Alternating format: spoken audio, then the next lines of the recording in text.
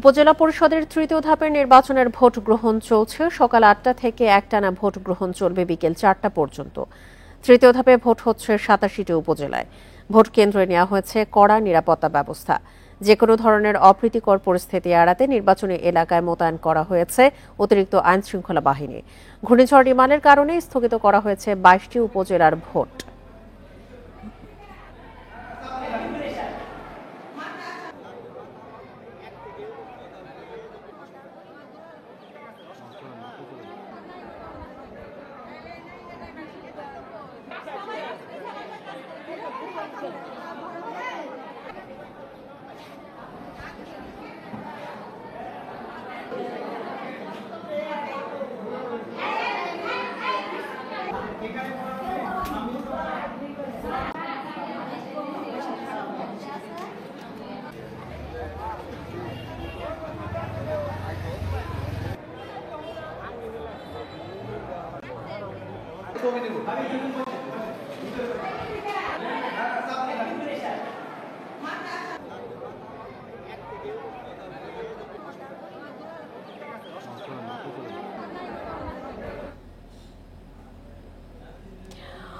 উপজেলা পরিষদের তৃতীয় ধাপের ভোট গ্রহণ চলছে। সকাল ৮টা থেকে ভোট গ্রহণ শুরু হয়ে চলবে বিকেল ৪টা পর্যন্ত। ভোট গ্রহণের সবশেষ তথ্য নিয়ে আরো জানাতে চট্টগ্রাম এবং নওগাঁ থেকে এই মুহূর্তে আমাদের সঙ্গে যোগ দিচ্ছেন সহকর্মীরা। শুরুতে যাচ্ছি চট্টগ্রামে, সেখান থেকে জানাবেন আমাদের সহকর্মী আলমগীর সবুজ। সবুজ, ইতিমধ্যেই ১ ঘন্টা পেরিয়ে গেছে, ভোট গ্রহণ শুরু হয়েছে। এই মুহূর্তে ভোটার উপস্থিতি কেমন দেখছেন? সার্বিক ব্যবস্থাপনা নিয়ে জানাবেন।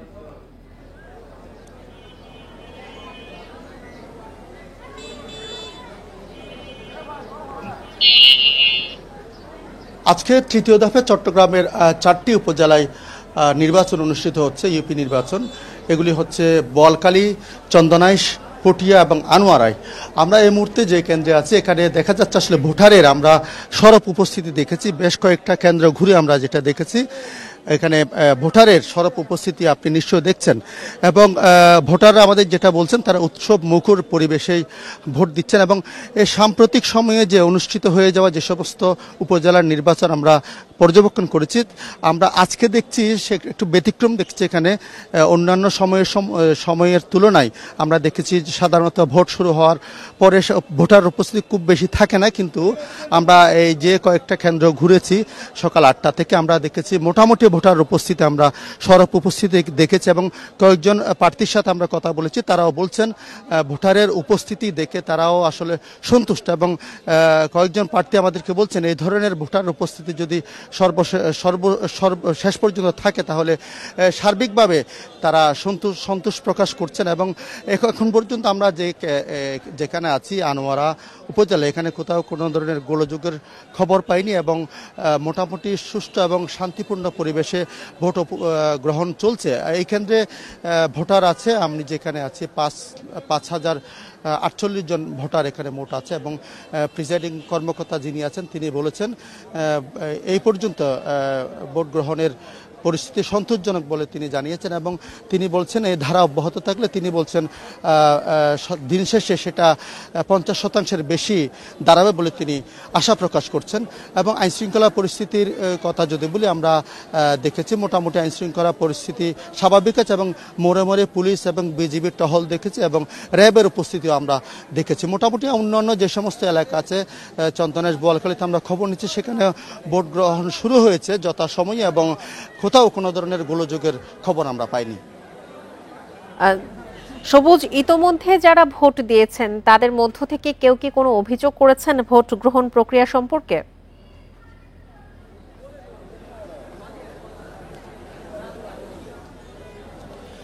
না, আমরা ভোটারের সাথে কথা বলেছি, ভোট দিয়ে গেছেন এবং ভোট দিতে যাচ্ছেন।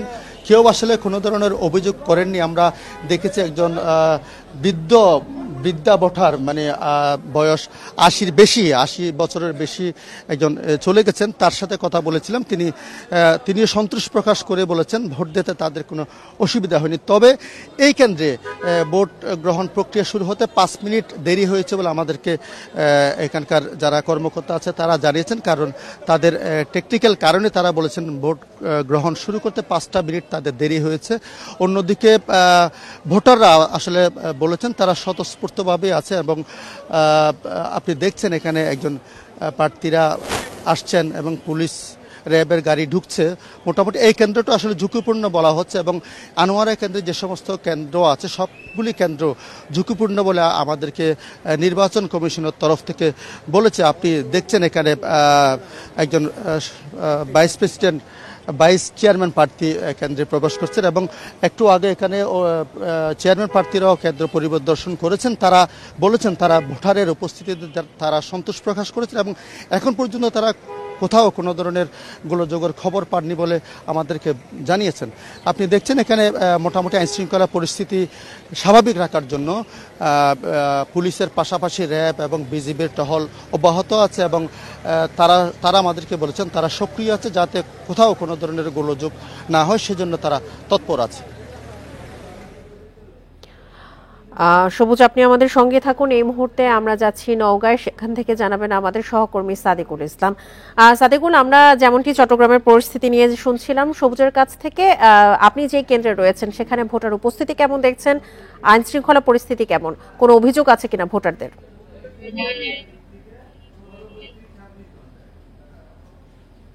আপনি জানেন যে দ্বিতীয় ধাপে নওগাঁর আজকে কিন্তু রানীনগর এবং আত্রাই এ দুটি উপজেলার নির্বাচন অনুষ্ঠিত হচ্ছে। সকাল 8টা থেকে ভোট গ্রহণ শুরু হয়েছে। আমরা শুরুতে কিছুটা ভোটারদের উপস্থিতি দেখলে এখন কিন্তু ভোটার উপস্থিতি অনেকটাই কম। আমি আপনাকে যদি দেখাতে চাই, আপনি দেখবেন যে এই কেন্দ্রে এখানে আপনার রায়নগর পাইলট উচ্চ বিদ্যালয় কেন্দ্র, এটি রায়নগর উপজেলা সদরে।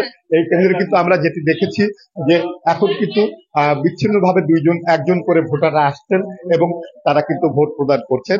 কিন্তু এখানে আমরা কিন্তু লাইন কোনো দেখতে পাইনি যে লাইনে দাঁড়িয়ে তারা ভোট দিচ্ছেন, এরকমটি কিন্তু আমাদের চোখে এখনো পড়েনি। এখানকার প্রিজাইডিং অফিসার যেটি বলছেন যে আসলে সকালবেলা এখানে এই কারণে হয়তো বা ভোটার উপস্থিতি অনেকটা কম, বেলা বাড়ার সাথে সাথে হয়তো এখানে আপনার ভোটার সংখ্যা উপস্থিতি আরো বৃদ্ধি পাবে। আপনাকে জানাই যে আপনি এই দুটি উপজেলায় কিন্তু মোট ভোটার সংখ্যা প্রায় 1.25 লাখের উপরে।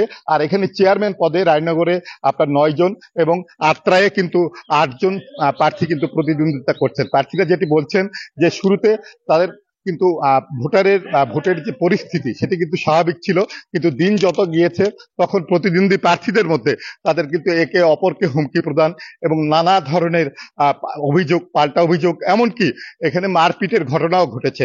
আপনাকে আর কি তথ্য আমি জানাবো যে এখানকার আইন শৃঙ্খলা বাহিনী কিন্তু ব্যাপক তৎপর। এখানে রানীনগর আত্রাই আমরা যেটা দেখেছি যে এখানে আপনার পুলিশ আনসার ভিডিবির পাশাপাশি এখানে কিন্তু আমরা র্যাব, আপনার বিজিবির টহলও আমরা দেখেছি এবং এখানে প্রতিটি ইউনিয়নে একজন করে নির্বাহী ম্যাজিস্ট্রেট এবং জুডিশিয়াল ম্যাজিস্ট্রেটও কিন্তু আপনার এখানে মোবাইল টিম নিয়ে নিয়োজিত আছে এবং আইন শৃঙ্খলা রক্ষায় তারা কিন্তু কঠোর অবস্থানে রয়েছেন বলে আমাকে জানিয়েছেন।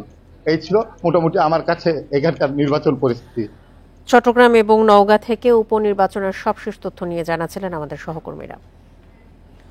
ঘূর্ণিঝড় রিমালের প্রভাবে জলোচ্ছ্বাসে খুলনার কয়রা উপজেলার 7টি ইউনিয়নের বেশ কয়েকটি স্থানে বেড়ি বাঁধ ভেঙে অন্তত 20টি গ্রাম প্লাবিত হয়েছে।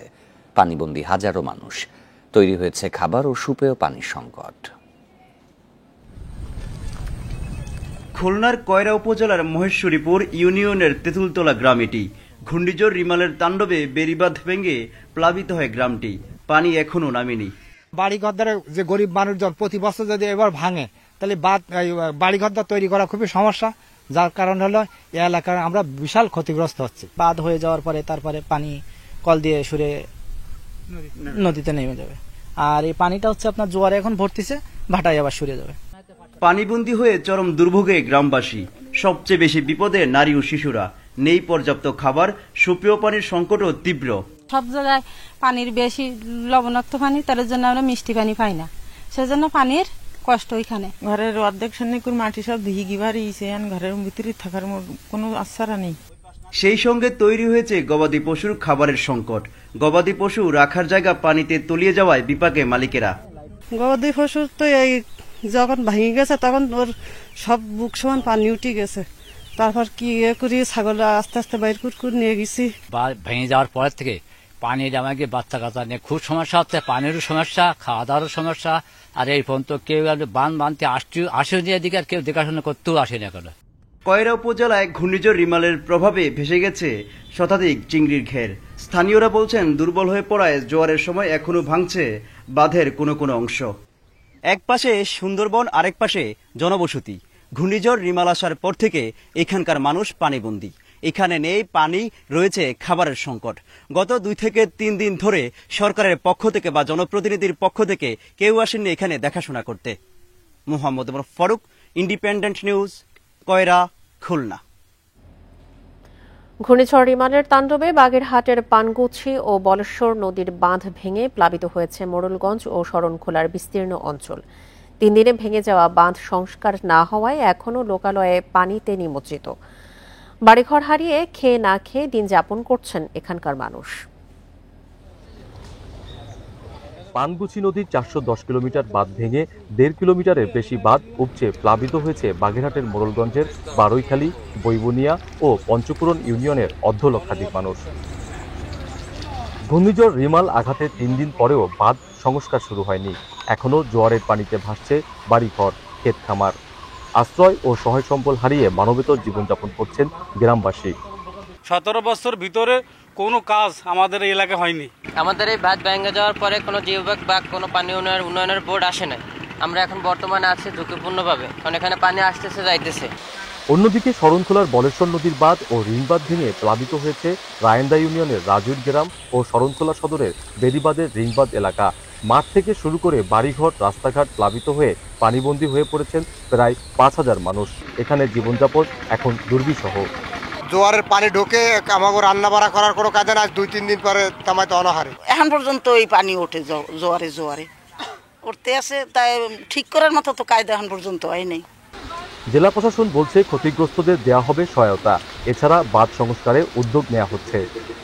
অর্থ বরাদ্দ দিয়েছি, চাউল দিয়েছি, শুকনা খাবার দিয়েছি। ঘর বাড়ি অনেক ভেঙে গেছে। এটা আসলে আমরা অ্যাসেসমেন্ট করার পরে ওদের আদার সহযোগিতা লাগে সেটি আমরা করব।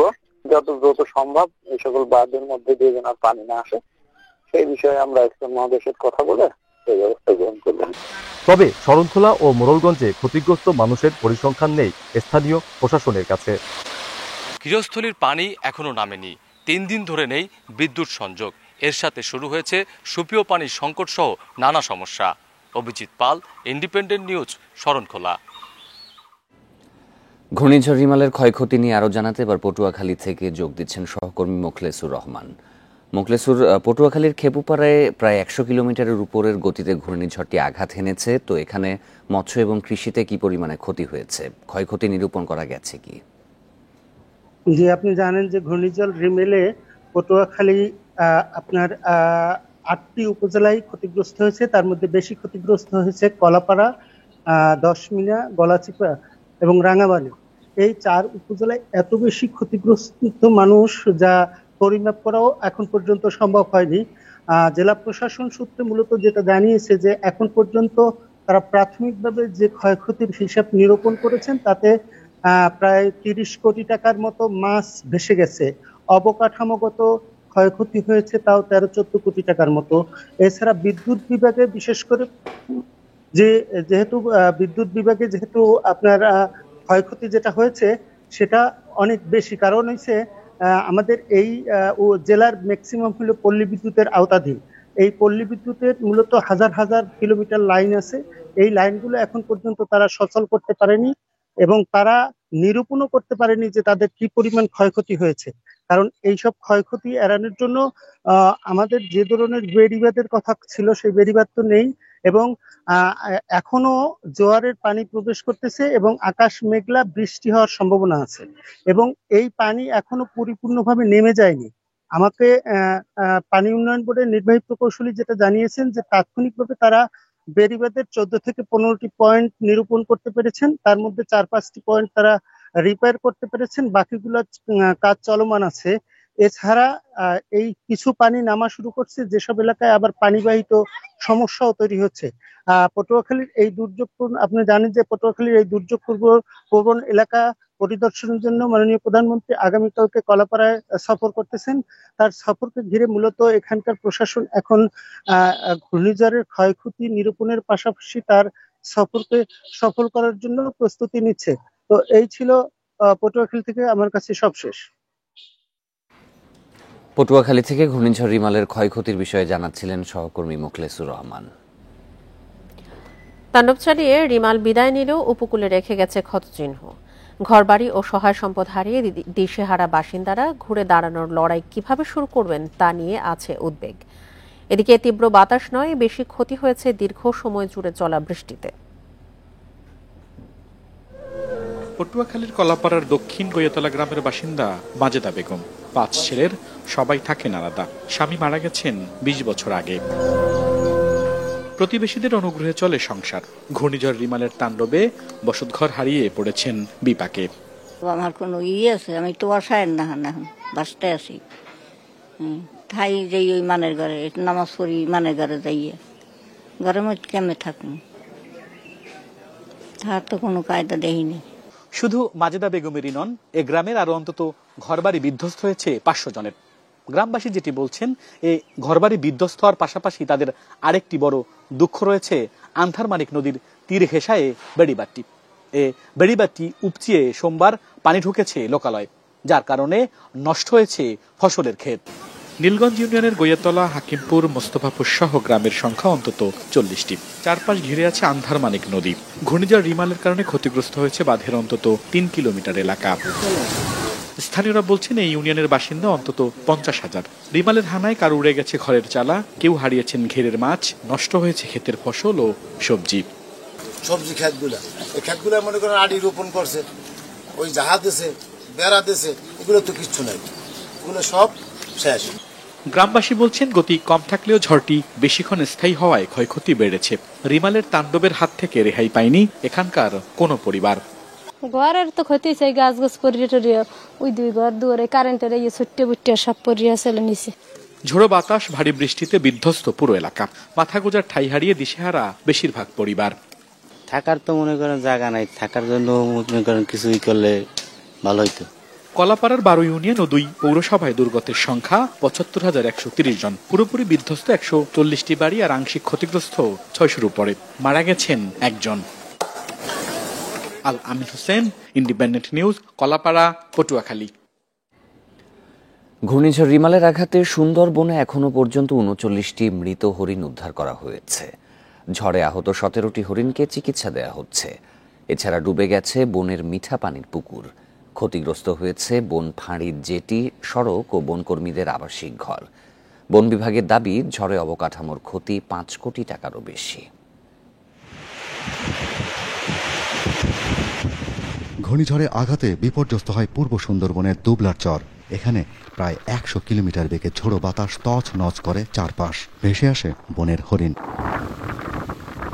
ঝড়ের সময় জামতলা, কটকা, করমজল, বুড়িগোয়ালিনী, কলাগাছিয়া, হলদিবুনিয়া সহ 15টি স্থান থেকে মারা যাওয়া হরিণ ও আহত হরিণ ভেসে আসে। কটকা অভয়ারণ্য কেন্দ্র থেকে আমরা মৃত হরিণ উদ্ধার করেছি এবং সেটা মাটি চাপা দিয়েছি। এছাড়া বিভিন্ন জায়গায় পানির স্রোতে ভেসে যাওয়া কিংবা আহত অবস্থায় আমরা 17টি হরিণ জীবিত উদ্ধার করেছি। পরবর্তীতে সেটি সেবা শুশ্রূষা করে বনে অবমুক্ত করেছি। 26-27 মে ঘূর্ণিঝড় রেমাল সরাসরি আঘাত হানে সুন্দরবনে, সাথে 135 মিলিমিটার ভারী বৃষ্টি। এতে পশ্চিম সুন্দরবনের কলাগাছিয়া, হলদিবুনিয়া, পুষ্পকাঠি, নটাবেকি, মান্দারবাড়িয়া বনের মিঠা পানির পুকুর প্লাবিত হয়েছে জোয়ারের নোনা পানিতে। বিপর্যস্ত হয়েছে জেটি, বনফাড়ির রাস্তা ও ঘর। ঝড়ের সময় এখানে তীব্র বাতাসে বিপর্যস্ত হয় চারপাশ। আমার অভিজ্ঞতা থেকে এইটাই মানে সর্বোচ্চ ঝড় আমি পাইছি। এখানে আমার একটা কাঠের জেঠি ছিল, জেঠিটাও ভেঙে চুরে লন্ডভন্ড হয়ে গেছে। বন বিভাগের দাবি, ঘূর্ণিঝড়ে এখন পর্যন্ত 5 কোটি টাকার অবকাঠামো ধ্বংস হয়েছে, যা দ্রুত সংস্কার প্রয়োজন। বনের অভ্যন্তরে বন বিভাগের প্রায় শতাধিক পুকুর, যেটা মিষ্টি পানির একমাত্র উৎস ছিল বনের মধ্যে, এবং বিভিন্ন বন্য প্রাণী, বনজীবী এবং বনকর্মীরা যেটা খাবারের কাজে ব্যবহার করতেন, প্রতিটি পুকুরে নোনা পানিতে নিমজ্জিত হয়ে গেছে। ফলে মাঠ পর্যায়ে এখন খাবার পানির তীব্র সংকট বিরাজ করছে। বনের হরিণ ও শূকরের মৃতদেহ উদ্ধার করা হলেও বাঘ, বানর সহ অন্য প্রাণীদের হতাহতের তথ্য নেই বন বিভাগের কাছে। সেই সাথে সুন্দরবনের পরিবেশ, গাছ ও জীববৈচিত্র্যের ক্ষয়ক্ষতি নিরূপণে অনুসন্ধান চলছে। Shahriar Anirban, independent news, Sundarban, Satkhira.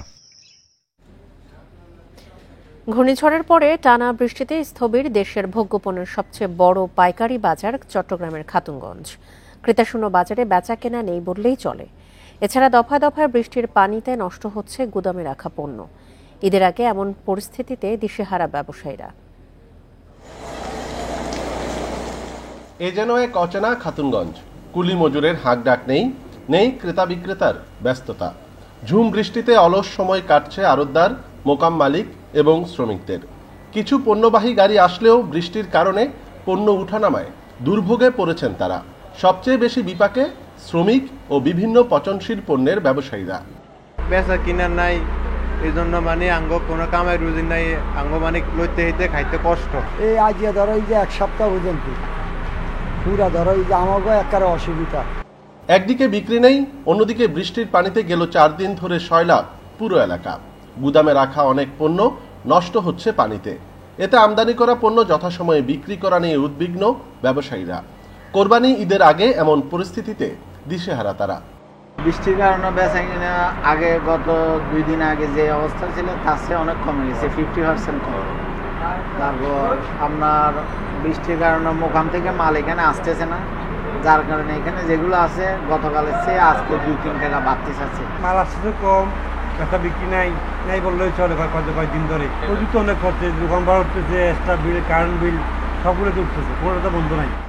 সাধারণত খাতুনগঞ্জে প্রতিদিন 1200 কোটি টাকার পণ্য বেচা কেনা হয়, তবে গেল 4 দিনে তা 3 ভাগের 1 ভাগে নেমে এসেছে। অনুপম শীল, ইন্ডিপেন্ডেন্ট নিউজ, চট্টগ্রাম। রাজশাহীতে ঘূর্ণিঝড় রিমালের প্রভাবে ঝোড়ো বাতাস ও ভারী বৃষ্টিতে গাছেই নষ্ট হয়ে যাচ্ছে লিচু। কালচে আকার ধারণ করার পাশাপাশি ফেটে যাচ্ছে সুস্বাদু ফলটি। এছাড়া ঝরে পড়ছে ফজলি, লক্ষণভোগ ও আশিনা জাতের আম। এই অবস্থায় পরিপক্ক ফল দ্রুত বাজারজাতের পরামর্শ দিচ্ছে কৃষি বিভাগ। জ্যৈষ্ঠ শুরুতে রাজশাহীর বাজারে উঠতে শুরু করে দেশি জাতের লিচু। নামানোর অপেক্ষায় ছিল পুরবী, চায়না, বেদানা সহ বেশ কিছু জাত। এরই মধ্যে ঘূর্ণিঝড় রিমালের প্রভাবে লণ্ডভণ্ড চাষিদের স্বপ্ন। এবার মুকুল ভালো আসলেও তীব্র তাপপ্রবাহ, এরপর ঘূর্ণিঝড়ের প্রভাবে গাছেই নষ্ট হচ্ছে লিচু। এ অবস্থায় লোকসানের শঙ্কায় রয়েছেন বাগান মালিকরা। গাছে ফল ছিল, কিন্তু বর্তমানে তাপদহে লিচু একবারে পুড়ে গেছে এবং ঝড়ে অনেক সব পড়ে গেছে। নিচে তো ধরেন যে আবার পুড়া বাদ হয়ে গেছে, নিচে ধরেন যে আর করার কিছু না, এগুলো ফেলে যেতে হবে নিচে। 70-80 হাজার টাকা খরচ করেছি, সে টাকাটাও আমরা পাবো না, এবং যেটা আছে গাছে সেটাও এখন ফেটে চলে যাবে রোদের তাপে। লিচুর পাশাপাশি ঝরে পড়ছে গাছের আম।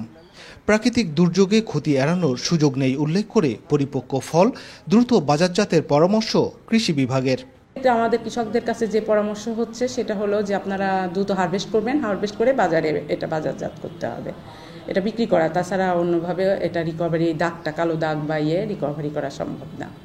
এবার রাজশাহীতে 30,800 টন লিচুর উৎপাদন লক্ষ্য এবং আমের উৎপাদন লক্ষ্যমাত্রা ধরা হয়েছে 2,60,315 টন।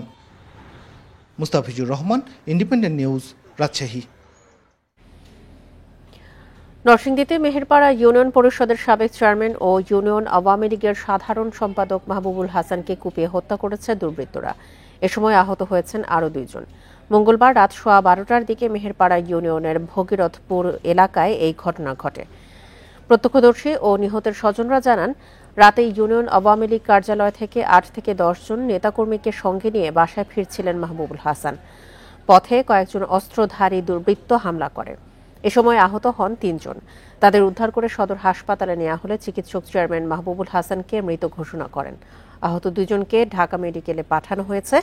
রাজনৈতিক বিরোধের জেরে পরিকল্পিতভাবে এই হত্যার ঘটনা বলে দাবি কর্মী সমর্থক ও স্বজনদের। সংবাদ পাওয়ার পরে তাৎক্ষণিকভাবে আমি হাসপাতালে এসেছি। আসার পরে 2 জনকে ঢাকা রেফার করা হয়েছে, আর সাবেক চেয়ারম্যান মাহবুব চেয়ারম্যানকে মৃত ঘোষণা করা হয়েছে। অবশ্যই আইনগত ব্যবস্থা নেওয়া হবে, আর সকল সংস্থাই কাজ করছে। সংসদ সদস্য আনোয়ারুল আজিম আনার হত্যায় চরমপন্থী নেতা শিমুল ভূঁইয়া ওরফে আমানুল্লাহ সহযোগী সাইফুল আলম মেম্বারকে গ্রেপ্তার করা হয়েছে। মঙ্গলবার রাতে যশোর শহরের চাঁচড়া এলাকা থেকে তাকে গ্রেপ্তার করে জেলা গোয়েন্দা পুলিশ। এ সময় তার কাছ থেকে 960 গ্রাম বিস্ফোরক তৈরির বিভিন্ন সরঞ্জাম জব্দ করা হয়। সাইফুল অভয়নগর পায়রা ইউনিয়নের দত্তগাতি গ্রামের বাসিন্দা। পুলিশ জানায় তিনি দীর্ঘদিন ভারতে আত্মগোপনে ছিলেন। সেখান থেকে ভারতীয় মোবাইল নম্বর ব্যবহার করে পূর্ব বাংলা কমিউনিস্ট পার্টি সদস্যদের সাথে নিয়মিত যোগাযোগ রেখে নানা দিক নির্দেশনা দিয়ে আসছিলেন। সম্প্রতি সংসদ সদস্য আনোয়ারুল আজিম হত্যার পর তিনি সাতক্ষীরা বর্ডার পার হয়ে যশোরে একটি মাছের হ্যাচারিতে আত্মগোপনে ছিলেন। দুটি হত্যা মামলার চার্জশিটভুক্ত আসামি সাইফুল।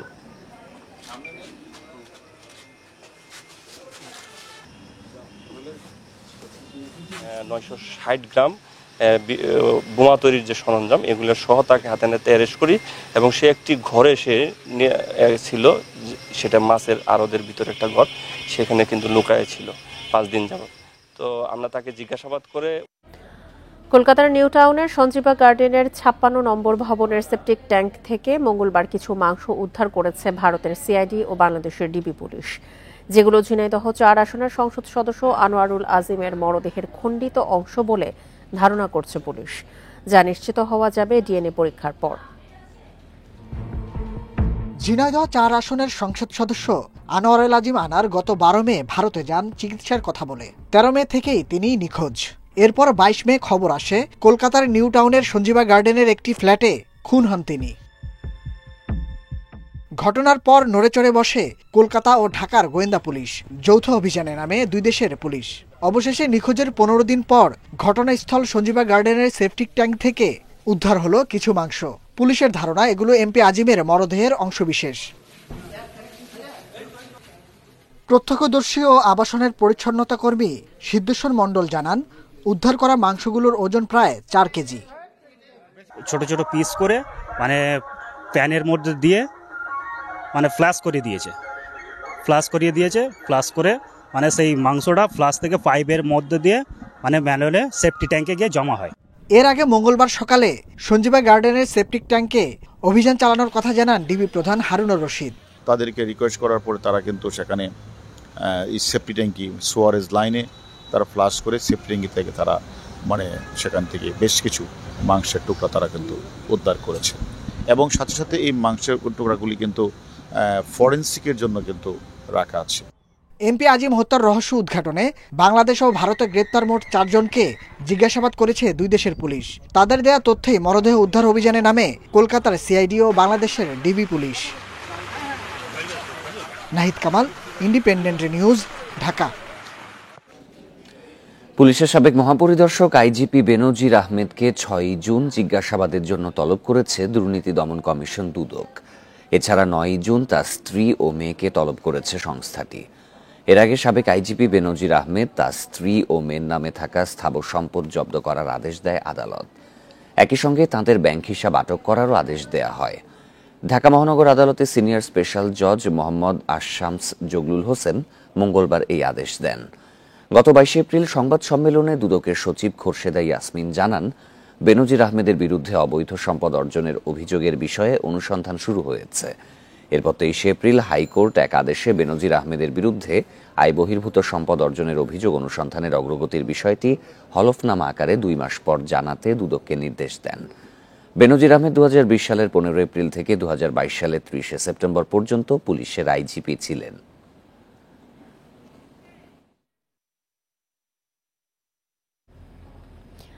সাবেক সেনাপ্রধান আজিজ আহমেদ ও সাবেক পুলিশ মহাপরিদর্শক বেনজির প্রশ্নে সরকার বিব্রত নয় বলে সাফ জানিয়েছেন আওয়ামী লীগের সাধারণ সম্পাদক ওবায়দুল কাদের। তিনি বলেন, অপরাধ অস্বীকার করে পার পাবার সুযোগ নেই, দুর্নীতির ব্যাপারে সরকার আপোষহীন। মঙ্গলবার রাজধানীর ধানমন্ডিতে সংবাদ সম্মেলনে এ কথা বলেন ওবায়দুল কাদের।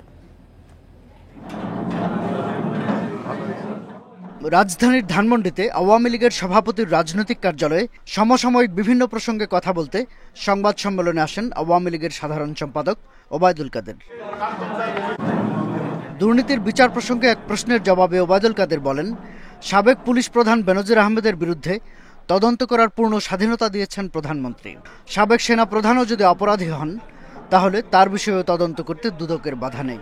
প্রধানমন্ত্রী শেখ হাসিনাই এদেশে 75 পরবর্তীকালের একমাত্র রাজনীতি ক্ষমতাসীন রাজনীতিক যিনি অপরাধীকে অপরাধী হিসাবেই দেখেন।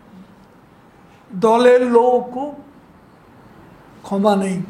আজিজ আহমেদ ও বেনজির আহমেদের বিষয়ে বিএনপি নেতাদের মন্তব্যের সমালোচনা করে ওবায়দুল কাদের প্রশ্ন রাখেন বিতর্কিত ব্যক্তিদের বিষয়ে বিএনপি সরকারের আমলের দৃষ্টিভঙ্গি নিয়ে। তাদের আমলে আশরাফুল হুদা আইজিপি কে করেছে তার বিচার? এ কোহিনুরের বিচার কি হয়েছে? আশরাফুল হুদা রকিবুল হুদার বিচার কি হয়েছে? তাদের আমলে তারা যেসব তাদের যে নেতারা দুর্নীতি করেছে, হাওয়া ভবনের দুর্নীতি, এগুলোর বিচার কি তারা কোনোদিন করবে? অপর এক প্রশ্নের জবাবে ওবায়দুল কাদের জানান, ঘূর্ণিঝড় কবলিত এলাকা পরিদর্শনের অংশ হিসেবে বৃহস্পতিবার পটুয়াখালী যাচ্ছেন প্রধানমন্ত্রী শেখ হাসিনা। প্রধানমন্ত্রী শাহাদাত স্বপন, ইন্ডিপেন্ডেন্ট নিউজ, ঢাকা। প্রতিবেদনটি থাকছে সংবাদের পরের অংশে। রাজশাহীতে বঙ্গবন্ধুর মুরাল নির্মাণের কাজ বন্ধ করে দিয়েছে চাঁদাবাজরা। অভিযুক্তদের 7 দিনের মধ্যে আটক করার নির্দেশ দিয়েছে আদালত। ভবিষ্যতে আর কোনো সন্ত্রাসী যাতে এই সাহস না দেখায় সেজন্য কঠোর হওয়ার হুঁশিয়ারি দিয়েছেন বিচারপতিরা। মঙ্গলবার বিচারপতি মোহাম্মদ সেলিম ও বিচারপতি শাহেদ নুরুদ্দিনের হাইকোর্ট বেঞ্চ স্বপ্রণোদিত হয়ে এই আদেশ দেন। রাজশাহী পানি উন্নয়ন বোর্ডে নির্মাণ করা হচ্ছে বঙ্গবন্ধু ও জাতীয় 4 নেতার মুরাল। সম্প্রতি সেই কাজের জন্য 10 লাখ টাকা চাঁদা দাবি করে কাজ বন্ধ করে দেয় সন্ত্রাসীরা। মঙ্গলবার গণমাধ্যমে প্রকাশিত খবরটি হাইকোর্টের নজরে আনেন 2 আইনজীবী। আদালতকে তারা জানান, রোববার 20-25 জনের একদল যুবক মুরাল নির্মাণের কাজ বন্ধ করে দেয়। পরের দিনই রাজশাহীর বোয়ালিয়া থানায় জিডি করে পানি উন্নয়ন বোর্ড।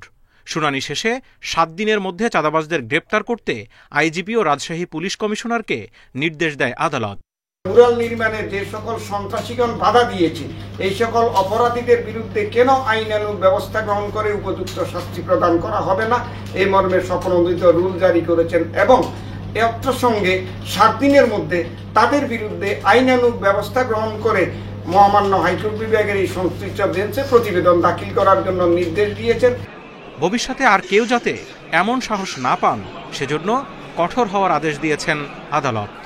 বাংলাদেশের উন্নয়নের জন্য অত্যন্ত গুরুত্বপূর্ণ সেসব কাজগুলোও এই চাঁদাবাজির কারণে বন্ধ হয়ে গেছে। এগুলা কোনোভাবে করতে দেওয়া যায় না, এ সংক্রান্ত আদালত অবজারভেশন দিয়েছে এবং আদালত কথা বলেছে, ইতিপূর্বে যা হয়েছে এখন থেকে এমন কোনো নিউজ হলে আমার কোর্ট তার বিরুদ্ধে আইনগত ব্যবস্থা নেবেন। জানা গেছে, যারা চাঁদা দাবি করেছেন তারা রাজনৈতিক দলের কর্মী। Zahidul Bashar, independent news, Dhaka. অসচ্ছল মুক্তিযোদ্ধা যাদের জায়গা আছে কিন্তু বাড়ি তৈরির সামর্থ্য নেই, তাদের এই সমস্যা সমাধানে বীর নিবাস নামের বাড়ি তৈরির প্রকল্প নেওয়া হয়। এজন্য 732 বর্গফুট জায়গায় ঘর তৈরিতে সরকারি বরাদ্দ 14 লাখ টাকা। প্রধানমন্ত্রীর অগ্রাধিকার প্রকল্প হলেও নীলফামারীর ডিমলায় তা ভেস্তে যেতে বসেছে কর্মকর্তাদের উদাসীনতায়। প্রধানমন্ত্রীর অগ্রাধিকার এই প্রকল্প বীর নিবাস নিয়ে স্বপ্ন দেখেন নীলফামারীর ডিমলা উপজেলার 32 মুক্তিযোদ্ধা ও তাদের পরিবার। কিন্তু ঠিকাদারের অনিয়ম আর কর্মকর্তাদের উদাসীনতায় নানা প্রশ্নের মুখে এই উদ্যোগ। বাড়ি যে পাইলাম, বাড়ি পাইতে কোনো লাভ নাই। বাড়ি দিয়ে ঘর দিয়ে জল পড়তেছে, কোনো বিম নাই, কোনো রড নাই, ঘরের বানও এটার বানও খুব খারাপ, আর ঘর দিয়ে এখন পানি পড়তেছে, পানি একদম চয়ে পড়তেছে। ভবন নির্মাণে নিম্নমানের সামগ্রী ব্যবহার করায় হস্তান্তরের আগেই ধরেছে ফাটল, আবারও কোথাও কাজ শেষ না করেই চলে গেছে ঠিকাদার। 2.5 বছর আগে থেকে হয়েছে ওই কাজটা, ওইখান থেকে কাজটা বন্ধ হয়ে আছে। কাজটা খুবই নিম্নমানের কাজ। রড দিছে কি তাই নেই, আমাদেরকে দেখায়ও নাই। ছাদ ঢালাই করছে, দরজা জানলা তো ভাঙি যাচ্ছে। ওরা লাগিয়ে দিছে যেমন ওইরকমই আছে, কিন্তু দরজা ভাঙি পড়ে যাচ্ছে। এসব অনিয়মের অভিযোগ করতে গিয়েও অনেকেই পড়েছেন কর্মকর্তাদের রোষানলে। জড়িতদের শাস্তির দাবি জানিয়েছেন মুক্তিযোদ্ধারা।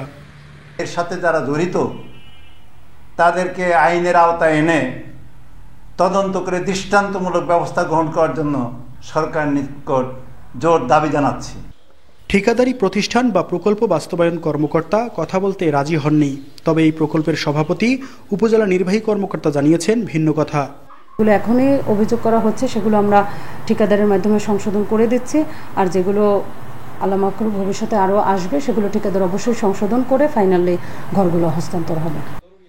সরকারি অর্থে অপচয় বন্ধ এবং বীর মুক্তিযোদ্ধাদের অসম্মানকারীদের বিরুদ্ধে শাস্তিমূলক ব্যবস্থা নেওয়ার দাবি জানিয়েছেন ভুক্তভোগীরা। Mahmud Al Hasan, independent news, Nilphamari. দিনাজপুরে ধান কাটা মাড়াইয়ে কম্বাইন হারভেস্টার মেশিন কৃষকদের গলার কাঁটা হয়েছে। বারবার মেশিন নষ্ট হয়, সময় মতো ধান কাটতে না পারা এবং সরবরাহকারী প্রতিষ্ঠানের অসহযোগিতায় বিপাকে পড়েছেন তারা, হচ্ছেন ক্ষতিগ্রস্ত। এ বিষয়ে পাওয়া অভিযোগ তদন্ত করে ব্যবস্থা নেওয়ার আশ্বাস দিয়েছে কৃষি বিভাগ। প্রতি বছরই শ্রমিক সংকটে ধান কাটা মাড়াই নিয়ে দুর্ভোগে পড়েন দিনাজপুরের কৃষক। এই সংকট দূর করতে এবং সময় ও খরচ বাঁচাতে ভর্তুকি দিয়ে কৃষককে কম্বাইন্ড হারভেস্টার দেয় কৃষি বিভাগ। শুরুতে সুবিধা পেলেও যন্ত্রটি নিয়ে বিপাকে পড়েছেন কৃষক। 16 থেকে 17 লাখ টাকায় কেনা এসব যন্ত্র বারবার নষ্ট হলেও কোনো সেবা দিচ্ছে না কোম্পানি, বরং কৃষকদের বেশি দামে যন্ত্রাংশ কিনতে বাধ্য করার পাশাপাশি কিস্তির টাকা নিয়েও করা হচ্ছে হয়রানি। কোনো পাসপাতি পাওয়া যায় না, আর যদি পাওয়া যায় যেটার দাম হলে 400 টাকা, দাম হচ্ছে 5000। একটা খারাপ হয়, একটা ভালো করে, একটা খারাপ হয়, এইভাবে মানে আজও চলতেছে গাড়িটা। কিন্তু এভাবে এটা চলে কেউ লাভবান হতে পারবে না। এই গাড়ি দুইটা গাড়ি আমাদের উঠাই নিয়ে গেল, কিস্তি দিতে পারিনি। কিস্তিতে তো নেওয়া ছিল, আমাদের গাড়ির টাকা দিতে পারিনি। কৃষকদের এসব অভিযোগ অস্বীকার করেছে হারভেস্টার মেশিন সরবরাহকারী প্রতিষ্ঠান। দেখাচ্ছেন নানা অজুহাত। পার্টস নিয়ে আসতে হয়তো সময় লাগে, কাস্টমারের প্রয়োজন এখন, এটা আসতেছে 2 দিন পরে বা 3 দিন পরে। এই জন্য কিছু কারণে আমাদের সার্ভিসটা লেন্জি হয় আর কি। কৃষকদের ভোগান্তির বিষয়ে তদন্ত করে ব্যবস্থা নেওয়ার আশ্বাস দিয়েছেন কৃষি কর্মকর্তা। উপজেলা প্রশাসনের সহযোগিতায় আমরা কোম্পানির সাথে এবং কৃষকের সাথে আলোচনা সাপেক্ষে এটির যথাযথ ব্যবস্থা গ্রহণ করব এবং আশা করি সমস্যাটির দ্রুত সমাধান হবে। গত 4 বছরে জেলায় 500 কম্বাইন্ডার হারভেস্টার কিনেছেন কৃষকরা, যার মধ্যে শতাধিকই পড়ে আছে বিকল হয়ে। Independent news. আর এই ছিল এখনকার মতো বিরতিহীন ইন্ডিপেন্ডেন্ট সংবাদে। আরো বিস্তারিত জানতে চোখ রাখুন ফেসবুক, ইউটিউব এবং এক্সে।